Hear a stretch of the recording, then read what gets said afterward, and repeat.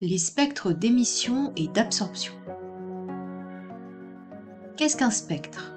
Il s'agit de la décomposition de la lumière à l'aide d'un objet dispersif comme un prisme ou un réseau. Comment l'obtient-on? On fait passer de la lumière à travers un appareil contenant l'objet dispersif, c'est-à-dire un spectroscope, pour obtenir un spectre. Une source lumineuse, qu'il s'agisse du soleil, d'une lampe, d'un laser, est caractérisée par son spectre d'émission. On distingue deux types de spectres d'émission.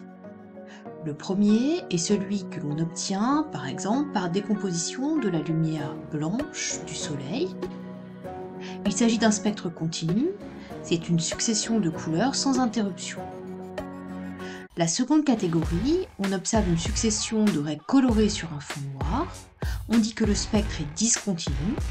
On dit aussi qu'il s'agit d'un spectre de raies d'émission. On l'obtient par étude de la décomposition de la lumière issue d'un gaz contenu dans une ampoule. Entrons dans le laboratoire. Nous avons à disposition une lampe à vapeur de sodium.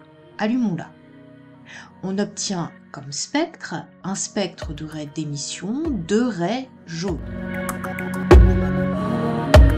Faisons passer maintenant de la lumière blanche à travers une enceinte contenant le même gaz que tout à l'heure, froid. On observe sur l'écran un nouveau type de spectre, il s'agit d'un spectre de raies d'absorption. Cette nouvelle catégorie de spectre est obtenue lorsqu'on fait passer de la lumière blanche à travers un gaz ou à travers un objet ou une solution colorée. On obtient ce spectre par décomposition à l'aide du spectroscope. Ce spectre est un spectre d'absorption.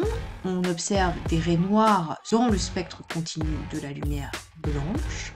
On parle aussi de spectre de raies d'absorption. Pourquoi observe-t-on des raies noires? Tout simplement parce que la lumière passant à travers le gaz est absorbée. Ces raies absorbées, ces couleurs absorbées n'atteignent pas l'écran, d'où ces raies noires sur l'écran.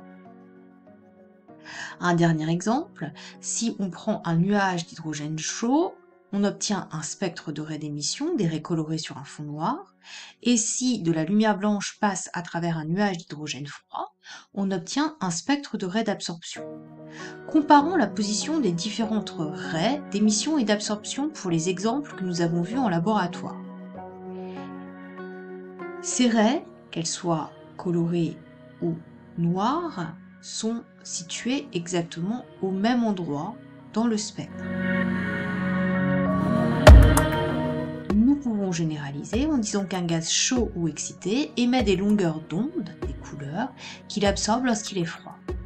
Vous êtes maintenant prêts à distinguer les spectres d'émission et les spectres d'absorption, à caractériser une source lumineuse grâce à son spectre.